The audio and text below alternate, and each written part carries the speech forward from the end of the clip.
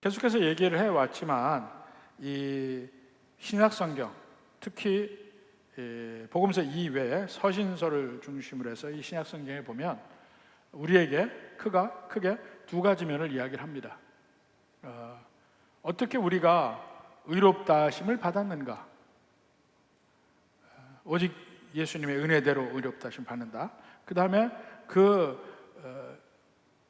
예수님의 은혜를 받아들이고 믿고 나서 그 다음에 생활을 어떻게 할 것인가, 이렇게 두 가지 면으로 이야기를 하는데, 우리 베드로 후서에서도 보면 1절부터 11절까지가 바로 그 두 가지 면이 두 번의 사이클로 이야기가 됩니다. 먼저 그 1절부터 7절까지 보면 먼저 하나님이 우리에게 주신 면을 이야기를 하죠. 보배로운 믿음도 주셨죠. 또 능력과 모든 것을 주셨죠. 약속도 주셨죠. 그래서 주님의 신성한 성품에 참여하는 자가 되게 하셨다. 이 하나님이 우리에게 주신 거예요. 그래서 5절에 그러므로 그리고 명령이 나옵니다. 7절까지. 지식의 믿음의 덕의 지식의 절제를, 인내를, 경건을, 우애를, 사랑을, 이렇게 쭉 나가죠. 이걸 더하라. 이게 명령형으로 나가거든요. 그래, 우리에게 바로 그 면을 앞으로 하게끔 하기 위해서 우리의 원래 위치가 무엇인가 하는 거 함께 얘기를 하거든요. 근데 그것만 가지고는 부족하다고 생각해. 조금 더 강력하게 그 이야기를 하고 싶습니다. 그렇게 해서 다시 한번 또 다른 관점에서 이야기를 한 것이 바로 8절부터 11절까지. 근데 이미 우리에게 주신 면이 있다는 것을 이야기를 하면서 앞으로 이렇게 하라 하는 것이, 지난주에 우리가 10절 봤죠. 더욱 힘써 너희 부르심과 택하심을 굳게 하라. 그래서 이 굳게 하라는 면이 우리 구원받음과는 좀 별개의 것이다. 구원의 확신의 면과 이 차이점을 이야기하고, 더욱 우리가 확신 있게, 힘 있게, 희망차게 사는 삶에 대해서 우리가 보았습니다. 근데 사실 이야기하고자 하는 내용은 5, 6, 7절이에요. 5, 6, 7절. 이렇게 행하라 하는 것인데, 이걸 잘하게 하기 위해서 다시 한번 이야기를 합니다. 그러면서 왜 이렇게 해야 될지 그 이유를 설명하는 면이 8절부터 11절까지라고 볼 수가 있어요. 근데 이렇게 명령 형태로 이렇게 하라 하지만, 사실은 이 신약 성경에서 우리에게 이렇게 살라 저렇게 살라 하고 이야기할 때 그냥 율법적으로 명령하는 건 아니에요. 내가 말했으니까 지켜, 이게 아니라는 말이에요. 구약의 율법은 하나님이 그냥 주시는 면이 있어요. 이 10계명만 해도 이렇게 하라 저렇게 하지만, 나중에 우리가 설명을 해서 그렇지 그 10계명 자체가 구체적인 왜 이것을 지켜야 되는지 이유가 없어요. 근데 신약에서 우리에게 이렇게 하라고 할 때는 우리에게 논리적으로 그렇게 해야만 되는 면을 이야기를 합니다. 그러니까 적어도 예수 믿는 사람은 바울이나 베드로가 이야기할 때 그 논리적으로 이렇게 살아갈 수가 없다, 이렇게 살아야 된다 하고 얘기할 때 그 논리적 흐름을 이해한다고요. 근데 그게 안 믿는 사람은 이해가 안 됩니다. 왜 이렇게 쓸데없이 지나치게 이 사람들을 옥죄느냐, 왜 이렇게 무거운 짐을 지어주느냐, 이런 방식으로 생각을 합니다. 그러니까 이런 모든 명령들이 이해가 안 돼. 인내하라, 절제하라. 왜? 왜 인내하라는 거야? 왜 절제하라는 거야? 형제를 사랑하라, 또 원수를 사랑하라? 이해가 안 돼요. 왜 그래야 되는데? 근데 예수 믿는 사람은 그게 복음의 본질 때문에 이해가 된다는 거야. 그 말이. 그러니까 미리 얘기하지만 신약적으로 이렇게 명령이 주어질 때 그건 너무 힘들어서 우리 못하는 건데 하고 생각한다면 여러분이 내가 진짜 예수 믿는 사람이 맞나? 이거 한번 생각해 봐야 돼요. 왜냐하면 당연히 논리적으로 이해가 될 수밖에 없어요. 바로 그런 면을 오늘 본문에서도 또 설명을 하는 거예요. 그러니까 이 믿음에 덕을 더하고 덕에 지식을 더하고 지식에 절제를 더하고 인내를 더하고 경건을 더하고 우애를 더하고 사랑을 더하고 이게 그럴 수밖에 없다는 이해가 된다니까요. 우리 심령이 변하면 거기에 따라 점점 우리의 겉사람도 같이 변해가는 거예요. 심령이 변할 때 우리 마음이 변하고 생각이 변하고 행동이 변한다는 거예요. 애가 태어난 대로 그냥 있는 게 아니고 점점 자라나게 되는 것이 너무나 자연스럽듯이 그 논리적 귀결이 이루어진단 말이에요. 예수 믿는 사람이 어떻게 살아야 될지 그게 너무나 자연스럽다는 겁니다. 그러면서 오늘 본문에서는 그 면을 더 확실하게 하기 위해서 다시 한번 설명합니다.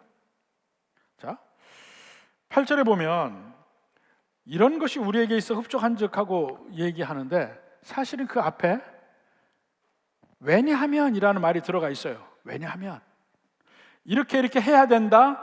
왜냐하면 이런 면이 있기 때문에 이렇게 해야 된다는 거예요. 그러니까 NIV 성경에도 보면 for라는 말이 있어요.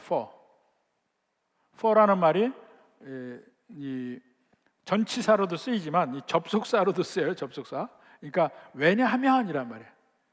이 헬라어로 가르라는 말인데 왜냐하면이란 말이 있어요. 근데 우리말에는 그게 없기 때문에 앞뒤에 문맥의 연관이 어떤 식으로 되냐 잘 모를 수가 있는데 우리가 더 굳게 믿음의 덕을 지식을 이렇게 절제를 인내를 이런 것을 더해서 열심히 노력해서 살아야 되는 이유가 있다는 거예요. 이유가 있는데 오늘 본문에서는 세 가지 이유를 이야기를 합니다. 하나는 부정적인 면, 둘은 긍정적인 면을 이야기해요. 먼저 부정적인 면을 먼저 이야기를 하면 9절을 봐세요. 9절에 이런 것이 없는 자는 이런 것이 뭡니까? 5, 6, 7절에 얘기한 것 덕, 지식, 절제, 인내, 경건, 우애, 사랑 이런 것이 그 삶 속에 없는 자는 맹인이라 못 보는 사람이라는 거야. 멀리 보지 못하고 그 옛죄가 깨끗하게 된 것을 잊었느니라.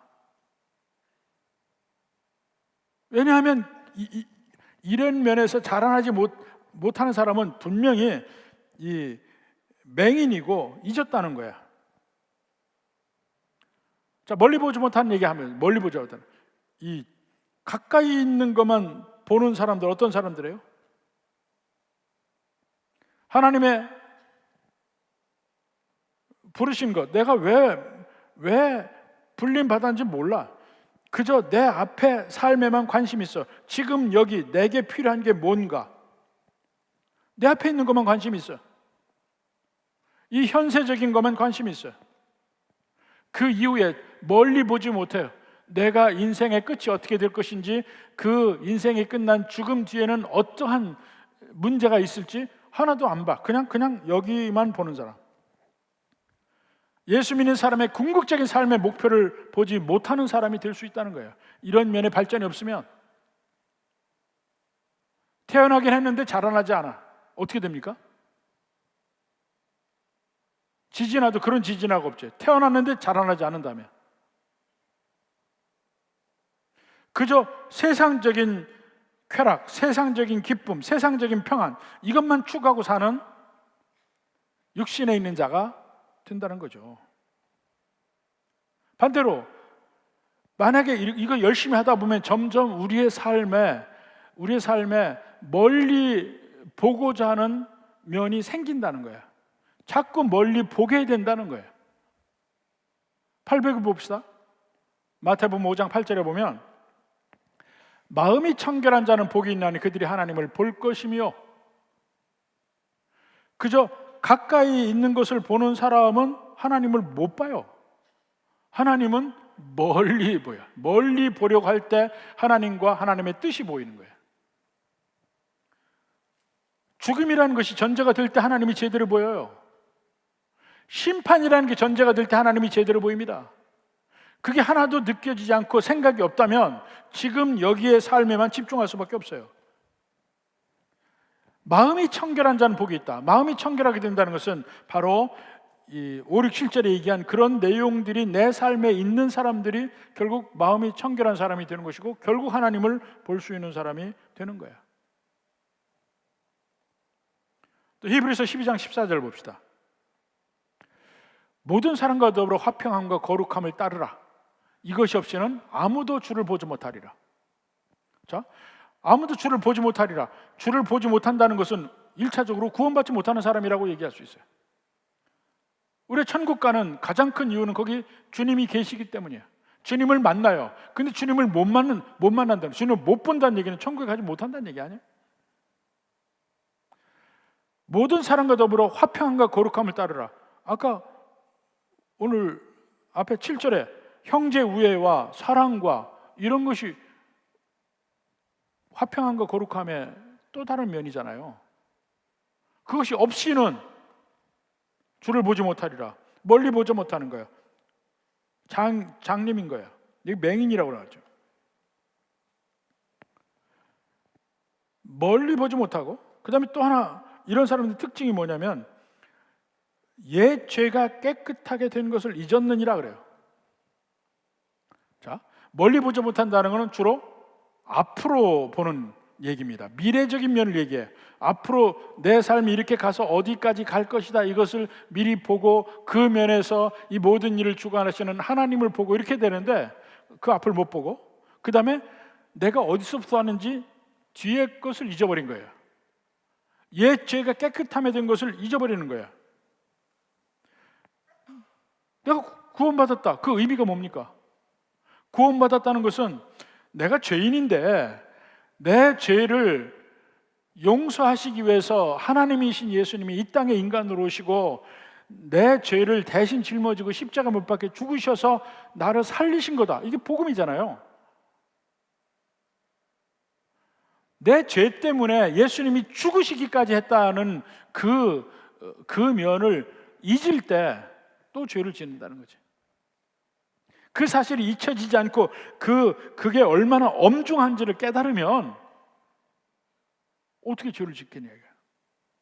당연한 논리적 귀결이야. 예수님을 믿는가? 그러면요. 그리고 나를 위해서 죽으신 그 예수님의 뜻이 무엇인가도 봐야 될 거 아니에요. 디도서 2장 14절 봅시다. 디도서 2장 14절. 그가 우리를 대신하여 자신을 주심은, 예수님이 몸을 내놓고 십자가에 못 박혀 죽으심은 그 이유는 모든 불법에서 우리를 속량하시고 우리를 깨끗하게 하사 선한 일을 열심히 하는 자기 백성이 되게 하려 하심이라. 주님이 우리를 위해서 십자가에 못 박혀 죽으신 거는 목적이 있다는 거예요. 목적이 뭐냐면 우리가 깨끗하게 돼서 선한 일에 쓰임받게, 열심히 선한 일을 하도록, 자기 백성 되게 하도록, 그게 목적이었다는 거예요.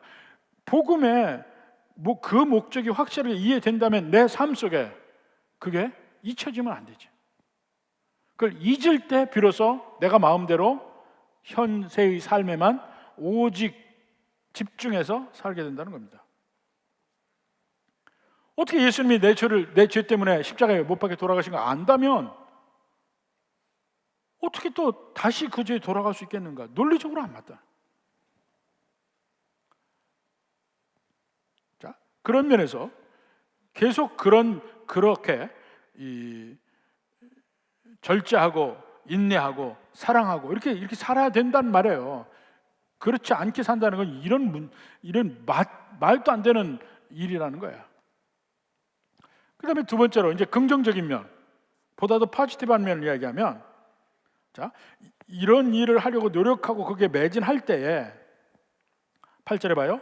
이런 것이 너희에게 있어 흡족한즉, 충분히 그런 면이 나타날 때 너희로 우리 주 예수 그리스도를 알기에 게으르지 않고 열매 없는 자가 되지 않게 하련다. 자, 두 가지면 게으르지 않게 한다, 열매 없는 자가 되지 않게 한다. 사실 그리스도인의 요즘 그리스도인의 문제가 뭐냐면 게을러요.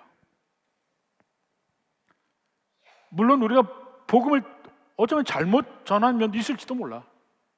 오직 구원은 예수님으로 말미암는다. 우리가 뭔가 해서 구원받는 것이 아니다. 이것이 강조되니까 소위 구원파와 같은 말을 한다니까. 주님께서 우리를 구원을 이루시는데 내가 거기에 더할 게 뭐가 있느냐? 그게 잘못돼서 아무것도 안 해도 되는 삶이 크리스찬의 삶이라고 잘못 생각해요. 근데 교회 역사를 봐서 교회가 가장 부흥할 때가 언제냐고요. 초대교회나 또 그 영국이나 미국이나 막 교회가 부흥할 때 일어난 일들, 또 한국 교회도 마찬가지야. 부흥할 때 어떤 일이 벌어집니까? 정말 성도들이 활발하게 움직여요. 열심히 모입니다. 모임도 많고 모임도 자주고 기도회도 많이 하고. 한국교회 생각해 보세요. 한참 한국교회 부흥기에 새벽기도 엄청나게 많이 하고 철야기도도 많이 하고 온갖 모임도 많고, 그리고 전도운동도 많이 하고 선교도 많이 하고 많은 노력들, 열정으로 모든 일을 다 했습니다. 근데 오늘날 점점 그러한 열정과 열심이 식어요. 참 요즘에 마음이 아픈 일들이 있어요. 점점 교회를 위해서 헌신하는 사람의 연령대가 높아져. 옛날에 헌신한 사람이 계속 헌신을 하는데 그 아래 젊은 사람들이 계속 그 일을 따라서 일을 맡아줘야 되는데 안 맡아. 그게 제일 문제예요. 애만 나면 그냥 그 애 때문에 벌벌벌벌벌벌. 애 있다는 게 무슨 교회 일 안 하는 무슨 이 보증서나 됩니까? 젊은 사람들. 여기 연식이 좀 된 사람들, 저를 포함해서 연식이 된 사람들은 처음에 예수님 믿을 때 우리 애도 막 돌도 되기 전에요. 그때부터 교회에서 일했어요. 교회에서 일했습니다. 애? 교회 안에 어디 있는지 몰라. 누가 알아서 봐주겠지. 그리고 일했어요. 부부가 다 각각 따로 떨어져서 저도 제 안에 어디 있는지 몰라. 나도 내일 해야 되니까. 그렇게 교회에서 일했어요. 대부분이 그랬어야 했을걸. 근데 요즘 젊은 사람들은 애가 대학 갈 때까지 안 해. 애 돌봐야 된다고. 와. 아유, 오래간만에 이렇게 속에 쌓인 거 얘기하니까 얼마나 좋은지 모르겠네. 왜 애만 끼고 있는 거야 다. 영화부 들어요? 영화부? 지금 영화부 하나? 애가 있다고 해서 일을 못하는 게 아니에요. 애 데리고 와. 누가 보든지 볼 테니까. 아니면 옆에 그냥 놔. 지가 알아서 놀게. 교회에서 놀아도 교회 안에서 놀면 애에게 복이에요. 그렇게 해서 일을 해야 되는데 애 끌어안고 일을 안 해. 점점 사이가 그렇게 되면 어떻게 됩니까? 교회가 약해지는 거야. 그냥 예배만 참석하는 게 전부인 줄 알고 그게 뭐 교회의 일을 다 한 줄 알아요. 아니에요. 예수님 제대로 믿으면 속에서 일을 안 하고는 열불이 나서 못 견뎌요. 일을 해야 돼. 영혼을 사랑하면 어떻게든지 사람을 변화시키려고 노력해야 된다니까. 진짜 예수님 믿는, 정말 제대로 예수님 믿는 사람의 특징은 교회 일에 열심히 합니다. 하나님 일에. 나이도 관계없고 환경도 관계없어요. 어떻게든지 일을 하려고 해요. 게으르지 않고, 그 다음에 열매 없는 자가 되지 않게 한다. 주님 닮아가는 이런 면에 힘쓰다 보면 열매가 있다는 얘기예요. 자, 이 교회 일이라는 게요, 교회 일뿐만 아니라 다른 모든 일도 마찬가지지만 특별히 교회 일이라는 게, 교회 여러 가지 행사들이 많잖아요. 행사들이 많을 때 왜 그 행사를 하는 줄 아세요? 궁극적인 목표를 알아야 돼. 행사를 왜 하냐면 그 행사를 통해서 성도들에게 은혜 받고 보다 더 신앙으로 가까이, 주님께 가까이 가게 만드는 게 목적이에요. 안 믿는 사람은 믿게 하고, 믿는 사람은 더 잘 믿게 하고, 더 잘 믿는 사람은 더 잘 믿게 하고, 이게 목표야. 모든 교회의 행사의 목표는. 그런데 자칫 잘못하면 행사 자체가 목표가 돼요. 일 자체가 목표가 돼. 그래서 어떻게든지 일을 잘하고 싶은 거야. 근데 일 중심으로 가게 되면요, 사람이 상처를 받아요. 일 중심으로 가면 사람이 상처받고, 또 다른 면은 사람이 성장하지가 않아. 열매가 없어요. 열매. 근데 모든 행사는 결국은 사람을 세우기 위한 목표로 일을 하다 보면 일이 100% 다 안 돼도 괜찮아. 오히려 그 과정을 통해서 사람이 크는 걸 알 수가 있어요. 사람을 살리는데 어떻게 하냐, 그 관심을 가지고 해보라니까. 모든 면이 다 마찬가지예요. 예를 들어서, 자, 지난번에 우리 체육대 했잖아요. 체육대 할 때 교구별로 하십시오. 그럼 교구별로 할 때 잘하려고 하면요, 음식 잘하는 사람 한두 명이 하면 다 끝나. 음식 잘하는 사람. 근데 그러면 음식은 정말 멋있게 잘 나올지 몰라도 사람을 키우는 데는 실패하는 거예요. 제가 끊임없이 얘기하는 거는 보다 많은 사람이 개입되게 하라는 거예요. 보다 많은 사람들이 개입되게 하라. 많은 사람이 같이 모여. 그러니까 같이 음식 한다고 모여서 웃고 떠들고 교제하고 하는 게 좋다니까. 그게 더 좋은 거예요. 근데 일하러 나갔다가 숟가락 여기 있는 거 여기 옮기는 거 하나밖에 못했다. 그래도 괜찮아. 여럿이 모여야 돼. 그래서 모일수록 서로 교제도 되고 서로의 사랑도 깊어지고 함께 이걸 자꾸 경험하는 거예요. 근데 일은요, 여럿이 붙으면 피곤하고 힘들어요, 사실은. 그러니까 일 잘하는 사람들이 보통 뭐라 해요? 아, 됐어. 내가 다 할게. 내가 한둘만 있으면 내가 다 할 거야. 잘해요. 그런데 열매는 없어요. 열매가 없다니까, 문제가. 항상 목표가 어떻게 하면 보다 많은 사람을 참여시켜서 보다 많은 사람들이 같이 즐겁게 웃고 마음으로 더 주님 사랑하고 교회를 사랑하게 만들까? 이게 목표가 돼야 된다고. 모든 행사가. 심지어 임직도 마찬가지예요. 임직도 나 붙었다 떨어졌다 그런 의미가 아니에요. 임직이라는 걸 통해서 성도들을 성장시키는 거야. 이 교회 생활에 목표를 주는 거예요. 이 목표를 향해서 가라. 헌신도 하고 헌금 생활도 이렇게 하고 신앙생활도 이렇게 하고, 이렇게 할 때 임직도 하게 되고, 임직하면서 진짜 한번 섬겨보고. 지난번에 그런 얘기 했잖아요. 그런 섬김이라는 면이 명확하니까 못하겠다는 사람들 나오는 거야. 그게 이게 분명히 이 직분이 섬김이라는 면이 있구나 하는 면을 알려주는 면이기도 한데, 또 다른 면은 그 못하겠다 하면 안 된다니까. 겉으로 보기에는 교회가 시키고 제가 시키고 교육자들이 시키는 것 같지만 그게 아니야. 하나님이 시키는 거야. 할만하니까, 할 때가 되니까 시키는 거야. 근데 막상 하게 되면 내가 처음에 못한다고 생각했던 것도 할 수 있게 되고 내 자신이 신앙적으로 완전히 한 단계 업그레이드 됩니다.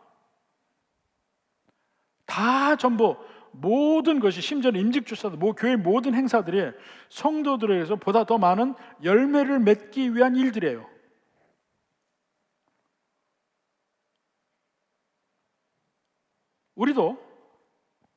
우리가 각각 모든 일을 할 때에 일 자체가 목표가 안 되고 사람을 세운다는 면으로 일을 하고 사람의 관심을 갖는 것, 이것이 우리가 모든 일을 할 때의 이 자세가 되어야 합니다. 지금 여기 나오는 이 모든 것들, 믿음의 덕의 지식을, 이런 면을 노력하게 되면 어떻게 됩니까? 사람이 옛날보다 조금 더 예수님 닮아가. 옛날보다 조금 더 예수님 닮아가. 예수님 닮아간다는 면이 뭘까요? 예수님 닮아간다는 면이. 자, 예수님 닮아가고 이런 면에 초점을 맞춰서 일 자체보다는 어떻게 하면 주님의 뜻에 합당하게 할 것인가 하는 면에 초점을 맞춰서 가게 되면 사람들이 볼 때 그 사람이 점점 좋아져. 뭔가 매력이 있는 사람으로 바뀌어요. 사람이. 한번 여러분 생각해 보세요. 만약 교회에서 일을 하는데 나는 교회에서 오래도 있고 직분도 있게 한데 왜 내 주변엔 사람이 없을까? 왜 사람이 내 주변에 없을까? 그런 사람은 생각해 봐요. 내가 진짜 교회 안에서 일을 할 때에 주님을 위해서 일을 했는가? 아니면 내 영광을 위해서 일을 했는가? 한번 생각해 봐야 돼. 정말 주님을 위해서 일을 한다면 열매가 있다니까요. 사람을 봐요. 사람에게 관심을 가져서 보게 돼요. 내 자신이 더 거룩하게 되려고 노력하면 그 사람을 보고 괜히 사람이 좋아져요. 사람이 좋아져요. 없던 메리트 생기는 거예요. 예수님 더 잘 믿다 보면 없던 메리트 생겨요. 그리고 그 사람은 주변 사람들을 보다 더 이해하는 면으로 보려고 노력을 해. 사람에 대한 관심을 갖는다고요. 공감 능력이 생겨요. 예수님 믿는 사람과 안 믿는 사람의 하늘과 땅의 차이가 뭔지 아세요? 공감 능력이에요. 예수 믿는 사람 중에서도 정말 그리스도 안에서 성장하는 사람과 그렇지 않은 사람들의 그 결정적인 차이가 공감 능력이에요. 내 옆에 있는 사람을 이해하려는 노력, 내 옆에 있는 사람이 어떤 생각을 하는지, 그들의 아픔은 무엇인지, 그들의 갈증을 무엇인지, 지금 무엇을 원하고 있는지 그것을 이해하려는 노력을 해요. 누가요? 성숙한 그리스도인이면. 그러니까 그 사람에게는 저절로 매력이 있을 수밖에 없고 그 사람 옆에는 사람이 붙을 수밖에 없어요. 그 사람 옆에 있으면 따뜻하니까. 그 사람이 있으면 뭔가 그 사람에게서 생명수가 나는 것 같고 내 아픈 면, 내 가려운 면을 긁어줄 줄 아는 사람이니까 옆에 있게 되는 거예요. 그리고 결국 그게 이해가 되니까 이 사람에게 어떤 필요와 어떤 갈증이 있는지를 알게 되니까 그 다음에 어떻게 합니까? 그걸 채워주려고 해. 채워주려고 해. 그 결과가 어떻게 돼요? 열매를 맺게 되는 거예요. 사람의 심령을 치료하게 되고 그 사람의 삶 속에 천국의 소망을 바라볼 수 있게 하고 복음이 무엇인지 더 깊이 깨달을 수 있도록 사람을 통해서 복음을 깊이 깨닫게 하고 더 예수님께 가까이 가게 하는 거예요. 안 믿는 사람은 믿음으로, 믿던 사람은 더 잘 믿게. 그렇게 가게 하는데 촉매제 역할을 하요. 성숙한 크리스천들은. 그래서 열매를 맺는 거예요. 그러니까 제대로 예수 믿는 사람은요, 옆에 항상 사람이 있어요. 사람이. 한번 여러분 스스로 봐요. 여러분 스스로의 주변에 사람이 있나 없나 보세요.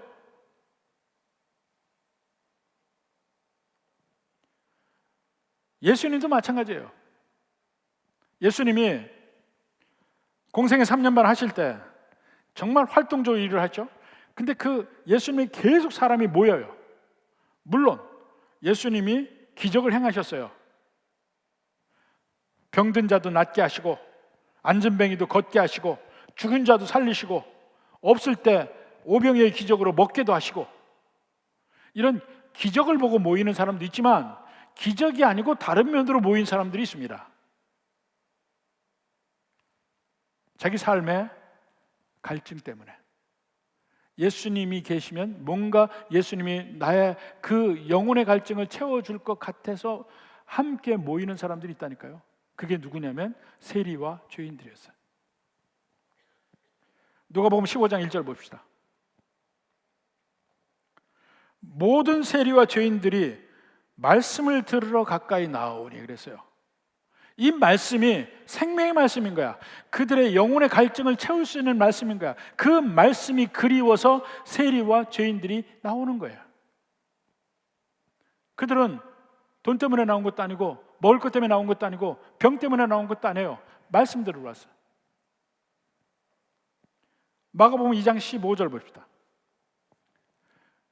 그의 집에 앉아 잡수실 때, 마태의 집에 많은 세리와 죄인들이 예수와 그의 제자들과 함께 앉았으니 이는 그러한 사람들이 많이 있어서 예수를 따름이로라. 세리와 죄인들이 더 예수님을 따라. 왜? 그들의 심령이 갈증이 있다는 사실을 그들은 잘 알아. 오히려 그걸 모르는 사람들이 누구예요? 바리새인들이지.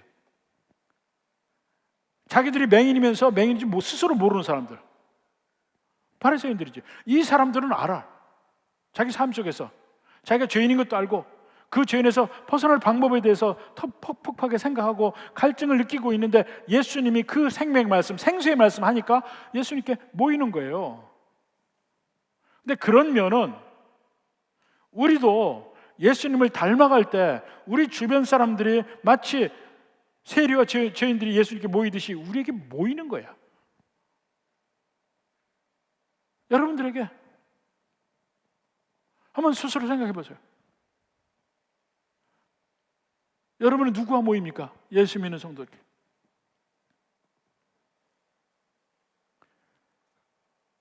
그런 사람들을 돌봐주고 이해해주고 마음의 갈증에 품어주고 조언해주고 좀 더 주님께 가까이 갈 수 있도록 해주는 일, 열매 맺는 일이 진짜 그리스도인들의 삶에는 있다는 거야. 이렇게 살면 이런 일이 있으니까 그렇게 살아야 된다는 거야. 세 번째로는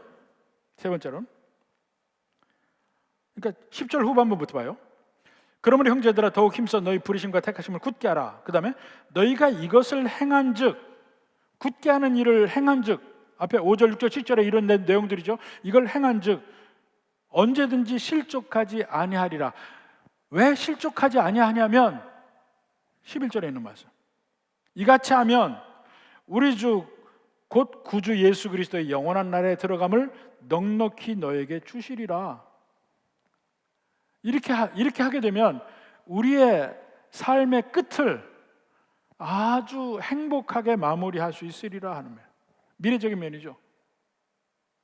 출발점에서 우리를 구원하신 그 주님의 것을 잊지 않고 바른 관점으로 보고 바르게 시작하고, 그리고 현재의 삶에서 게으르지 않고 열매 맺는 삶을 열심히 살게 보면 마지막에는 천국에 넉넉히 들어가게 된다. 이게 마지막 얘기예요. 앞에 멀리 보지 못하는 사람, 맹인이 된 사람들은 죽음도 잊어버리고 살고 죽음 뒤에 심판도 잊고 살고 그 뒤에 천국이 있다는 사실도 잊고 살아. 그러면서 까닭없이 끊임없이 죽음을 두려워하면서 살아요. 심지어는 교회 다니는 사람, 일부러 제가 교회 다니는 사람이라고 그래요. 진짜 예수 믿는지 안 믿는지는 모르니까. 교회 다니는 사람 중에서도 까닭없이 죽음을 두려워하는 사람이 있습니다. 근데 진짜 예수 믿는 사람은 죽음을 두려워하지 않습니다. 바로 나이가 들어가면서 늙어가면서 죽음이 가까워 오는 것을 보면서 그 사람을 보면 알 수 있어요. 진짜 예수 믿는 사람인지 아닌지. 나이가 들면서 죽음이 눈앞에 보이기 시작하면서 두려워한다면 그 사람은 예수님 안 믿을 가능성이 많은 거예요. 진짜 예수 믿는 사람은 어떻습니까? 죽음이 두렵지 않아요. 왜? 진짜 예수 믿는 사람은 죽음이란 비로소 내 고향집으로 돌아가는 일이에요. 자기 고향집으로 돌아가는데 왜 두려워요? 먼 항해를 하던 배가 그 태풍과 풍랑과 모든 것을 만나면서 바다에 있다가 마침내 항구로 돌아가는 일이에요. 죽음이란 바로 그 면이 명확하게 여러분의 마음에 있냐고요. 여러분이 갈 곳에 대한 명확한 생각이 있냐고. 점점 나이가 들어가는 것, 병에 들고 막 사고가 나고 이런 모든 면이 우리를 시험합니다. 너는 정말 죽음을 두려워하지 않느냐? 두려워하느냐? 물어요.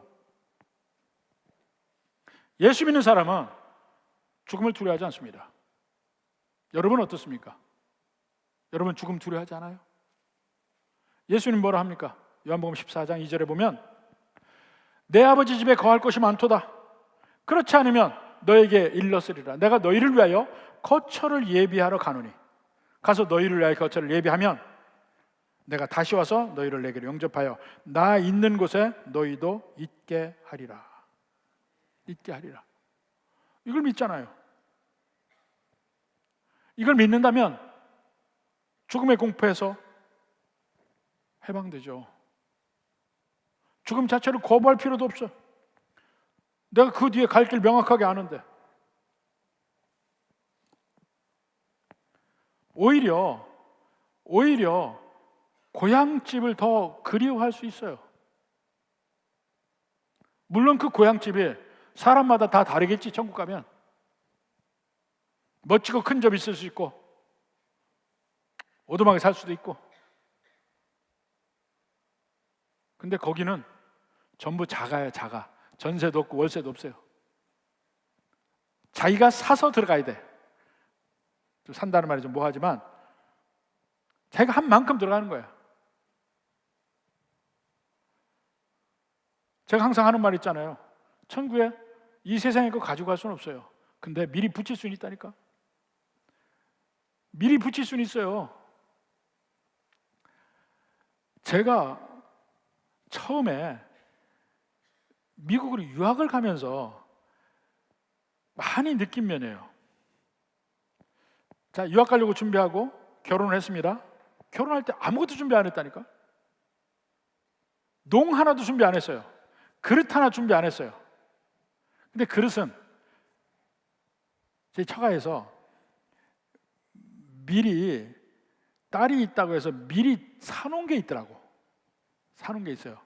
그때 시절에 정말 좋은 그릇을 사놨었어요.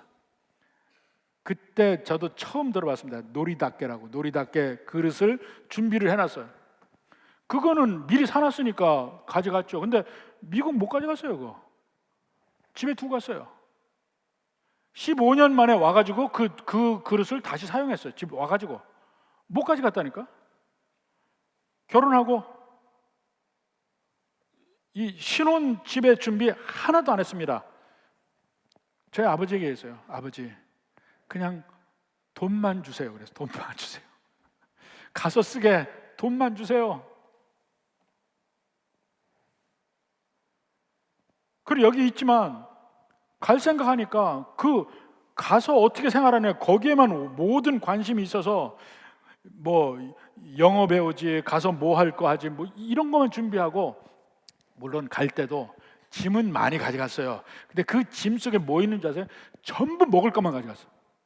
먹을 거, 된장이니 뭐니 온갖 그 마른 반찬이 이런 거 많이 가져갔어요. 왜냐하면 그 당시 미국에는 이 한인 가게가 별로 없었거든. 1980년 초니까 아무것도 없었어요. 그러니까 먹을 게 필요했거든.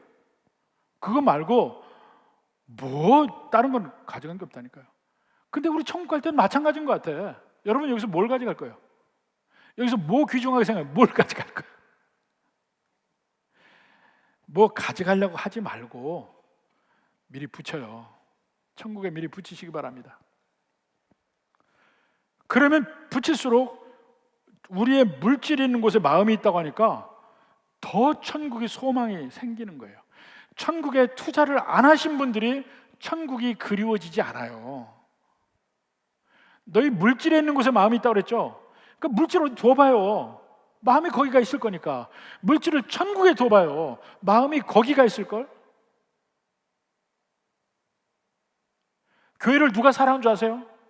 물질적으로도 교회에 더 비율적으로, 절대 액수가 아닙니다. 비율적으로 많이 낸 사람이 교회를 더 사랑해요.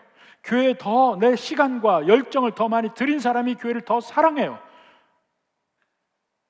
천국도 마찬가지예요.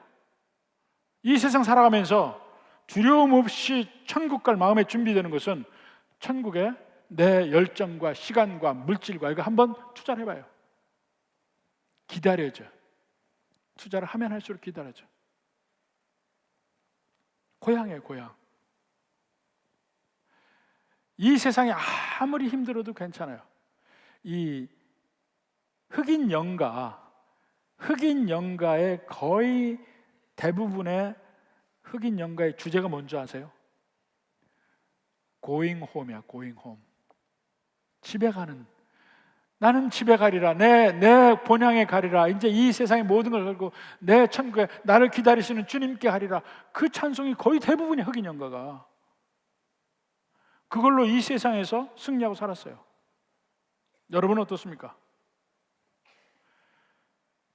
이 면을 열심히 노력하고 이렇게 살면 우리가 천국 가는 것은 넉넉히 들어간다는 거예요. 넉넉히.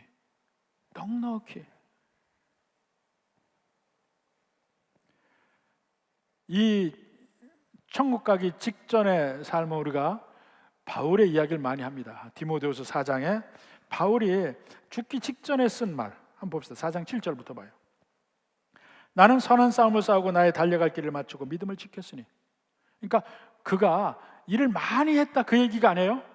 그가 이제까지 산 삶의 핵심적으로 하는 얘기는 뭡니까? 믿음을 지켰다고 얘기해요.